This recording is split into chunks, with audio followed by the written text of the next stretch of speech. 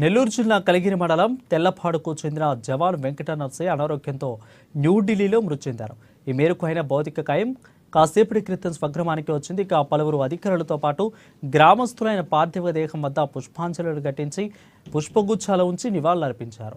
అనంతరం కుటుంబ సభ్యులను ఓదార్చారు. అనంతరం ప్రభుత్వ లాంఛనాలతో 3 రౌండ్లు గాల్లో కాల్పులు జరిపి అంత్యక్రియలు చేశారు.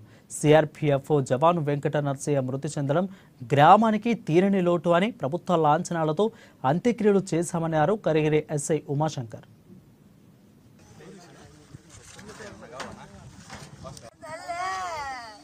లింగంగుంట్ల వెంకట నర్సయ్య మన 130th బెటాలియన్ సిఆర్పిఎఫ్ ఆ వ్యక్తి నిన్న టీసీ న్యూఢిల్లీలో హార్ట్ అటాక్తో సడన్గా చనిపోవడం జరిగింది. దానికి సంబంధించి ఇక్కడ తీసుకురావటం స్వగ్రామమైన తెల్లవాడు విలేజ్ తీసుకొచ్చేసి ప్రభుత్వ లాంఛనాలతో వాళ్ళ ప్రొసీజర్ ప్రకారం ఖననం చేసి ఏర్పాటు చేయడం జరిగింది. దీంట్లో గ్రామస్తులందరూ కూడా చాలా బాధాకరమైన సిచ్యువేషన్ ఇది. ఈ సిచ్యువేషన్లో కొంత గవర్నమెంట్ లాంఛనాలతో గౌరవంగా ఖననం చేసి ఏర్పాటు జరిగింది.